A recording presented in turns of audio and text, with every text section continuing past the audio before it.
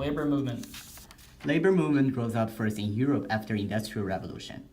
Labor movement was majorly around three factors: working conditions, wages, and recreation. Labor union is an iconic organization in labor movement. Its final purpose was to pursuing better treatment for workers. The union agglomerated labor forces from individual into a considerable power. In United States, National Labor Union, the first major labor union, was created in 1866. Since it was the first, it has flaws.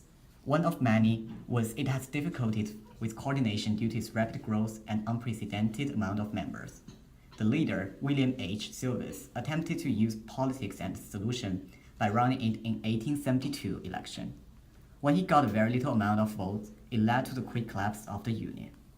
The second labor union, the Knights of Labor, raised the banner of the labor movement, which first opened the road for laborers to fight for their rights. The union grew to 700,000 members, mainly focused on fighting for an 8-hour day. It was a very prevalent issue at the time for factory workers. Due to many unsuccessful strikes, the union morally collapsed and the union died with it.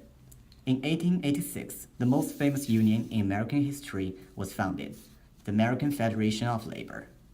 Within the period of American Federation of Labor, labor movement reached the climax. According to statistics, over 2 million members were in the union by mid-20th century. Owing to its high population, well-established leader, and its focus on bread and butter issues, it achieved their goals. It successfully negotiated to increase wages and provide safer working conditions for its members. It is still an active union today with about 14 million members. With the development of labor movement, laws which constructed to protect labor rights has been becoming more completely with hundreds of years. It made great difference in movement and create major contribution to proletarian rising. Later, proletarian rising would be able to become one of the independent political power of the world, known as Communism Party.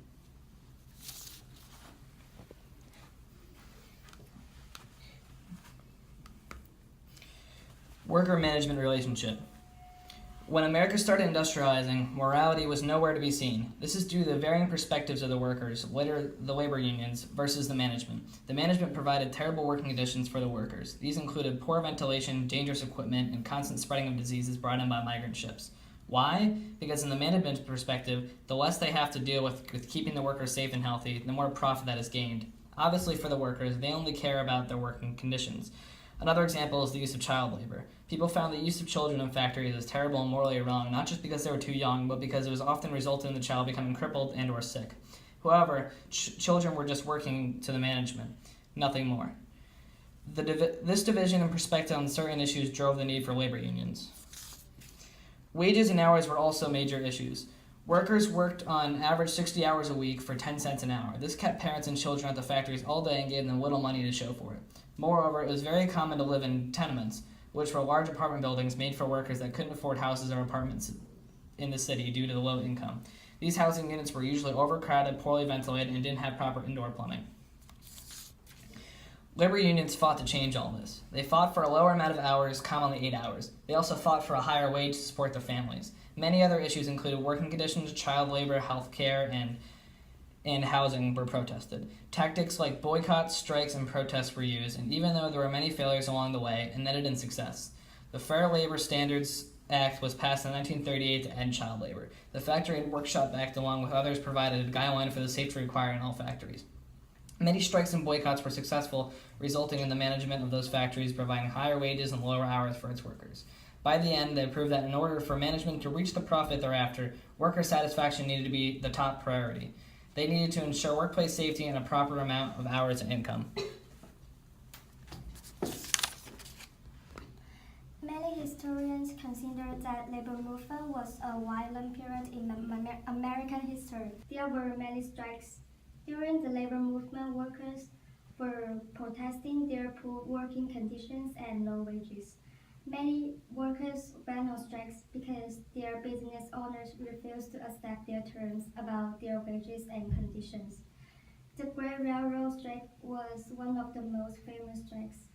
It occurred in 1877. Prior to this strike, there was one main depression, a panic of 1873 on Wall Street. With the Depression, railroad construction was reduced, factories were closed, and thousands of Americans lost their jobs and their homes. The employers that were still in business cut wages. Such wage reduction and unemployment made workers feel disappointment.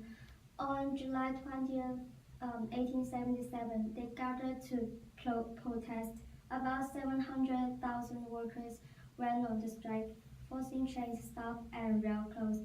In order to suppress the strike and reopen the railroad, the governor and president called out militia and federal troops.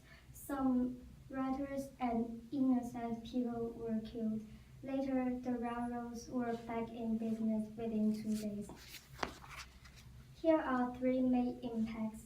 Union like American Federation of Labor was established for supporting strikers, and unions became better organized, which led to more strikes because they support strikes.